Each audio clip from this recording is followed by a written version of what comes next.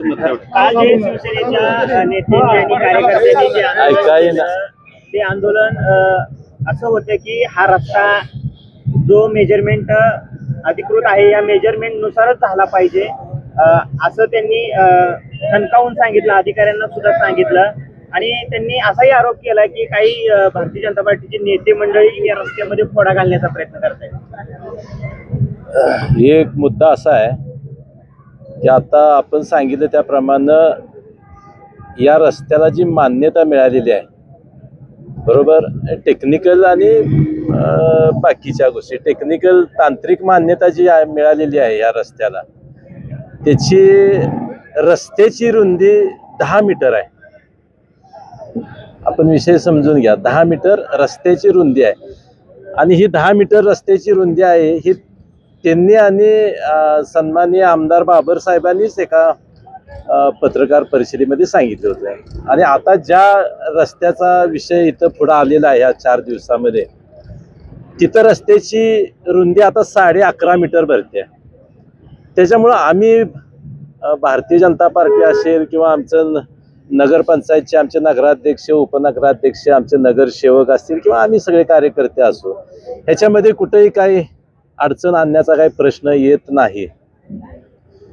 जे तांत्रिक मान्यता मिळालेली आहे या रस्त्याला ती 10 मीटर रस्त्याची आहे आणि 1.5 मीटर बाजूला गटार सोडलेली आहे.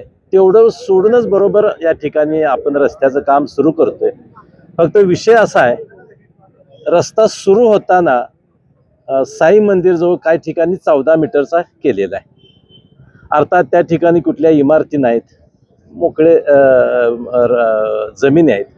त्यामुळे तिथल्या काही शेतकऱ्यांनी अडथळा आणला नाही, त्यामुळे तिथं रस्ता रुंदीकरण झालेलं आहे. परंतु जिथं आवश्यक आहे तिथं प्रशासकाच्या काळामध्ये काही ठिकाणी 12 मीटरचाही रस्ता झालेला आहे. म्हणजे काही ठिकाणी 14, काही ठिकाणी 12, काही ठिकाणी 13 असाही झालेला आहे. तिथं बाजूच्या कुठल्याच बाधित लोकांची काही अडचण आली नाही. त्यामुळे जसं गावामध्ये रस्ता येईल लक्षात घ्या, तसं काही इमारतीच्या RCC इमारती बांधलेल्या आहेत लोकांनी, काही मोठे चांगल्या पद्धतीनं दुकान बांधलेले आहे.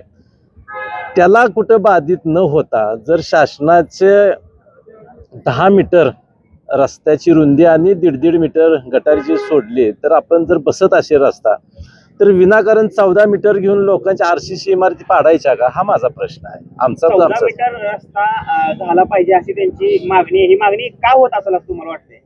आता मला कसं माहिती आहे त्यांची मागणी का होते? रेकॉर्डवर तर 10 मीटर आहे. मग आता हा प्रश्न नाही, हा प्रश्न तुम्ही त्यांना विचारला पाहिजे. आणि मुळात प्रश्न असा आहे की जिथं शक्य आहे तिथं ठीक आहे, जिथं इमारती नाही तिथं ठीक आहे. परंतु आता RCC माणसांनी इमारती बांधलेल्या आहेत, दुकानं बांधलेली आहेत.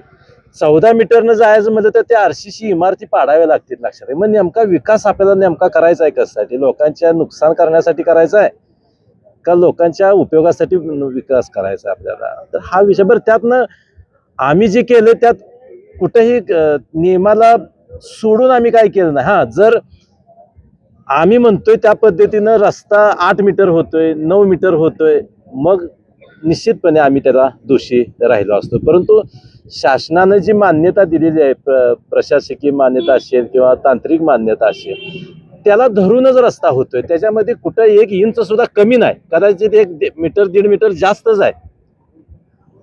त्यामुळे इथं नगरपंचायत असेल किंवा भारतीय जनता पार्टीचे आम्ही कार्यकर्ते आहोत, आम्ही काय चुकीचं काय करतोय असं मला काय वाटत नाही. आणि हा मुद्दा रास्त आहे. त्यांनी निधी आणलाय म्हणजे त्याचा थोडंसं खोलात जायचं म्हणलं तर हा निधी अनिल भाऊंनी आणलाय.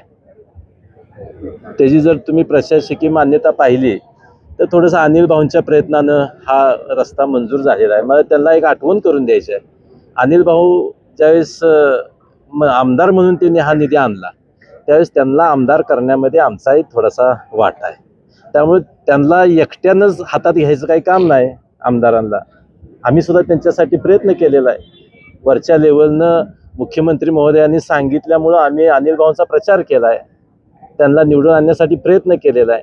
त्यामुळे ते आमचे पण आमदार आहेतच ना, होतेच ना. करणार ना, आता तेच करणार आहे. आता 1 महिना झालाय, आता लगेच कसं होते? होणार ना, चांगला विकास होणार. आणि त्यांना बरोबर घेऊन आम्ही विकास करणार आहे. आपल्या बाजारपेठांपर्यंत 14 मीटर रस्ता झाला. बरोबर आहे की इकडे का नको? तिथं संधी आहे ना. तिथं दुसऱ्यांचं नुकसान झालं नाही. कुठं झालं नाही, कुठलीही इमारत पाडावी लागली नाही. इथं बघा की इमारत पाडावी लागते.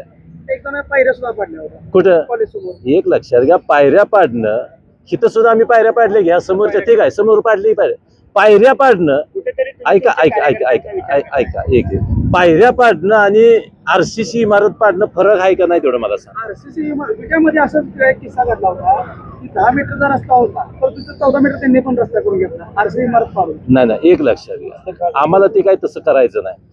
मग त्यांनी जर करायचं होतं ना, तो हा मीटर घेतानाच 15 मीटरचा रस्ता घ्यायला पाहिजे होता. काय अडचण काय होती? तुम्ही मंजूर रस्ता करून आणताना 10 मीटरचा करताय आणि प्रत्यक्षात काम करताना तुम्ही म्हणता 14 मीटरचा रस्ता करा, असं होणार नाही ना.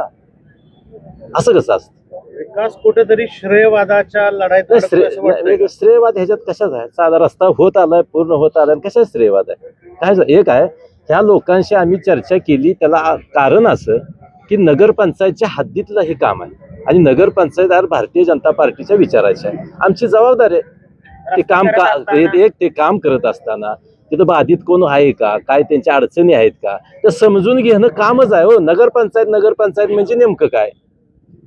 नगरपंचायत म्हणजे हुकुमशाही पद्धतीनं तर काम करायचं नाही. आपल्याला कुणाची अडचण आहे ते समजून घेऊन आपल्याला काम करायचं आहे. बरं, ते अडचण समजून घेऊन मी अजून परत सांगतो, हा रस्ता 8 मीटरचा झाला असता तर आम्ही दोषी होतो. लक्षात घ्या, हा 10 मीटरचा 11.5 मीटर झालाय. लक्षात घ्या, 1.5 मीटर जास्त झालाय रस्ता. त्यांनी आणलेल्या मंजुरीपेक्षा 1.5 मीटर जास्त झालाय. त्यामुळे नुकसान कुणाचंच नाही आणि जिथं दुकानदार आहेत त्यांचंही काय आर्थिक नुकसान होत नाही, त्यांनाही कुठं काय धक्का लागत नाही. आणि शेवटी हा बॅलन्स राखूनच काम करायचं आहे. हो, लक्षात घ्या, काम करणं म्हणजे नेमकं काय? बॅलन्स राखला पाहिजे ना, विकास पण झाला पाहिजे, कोणाचं नुकसान पण झालं नाही पाहिजे, असाच विकास होतो. आवाज माणदेशाचा, माणदेशातील प्रत्येकाचा. माणदेश प्राईम सबस्क्राईब करा आणि अपडेट रहा.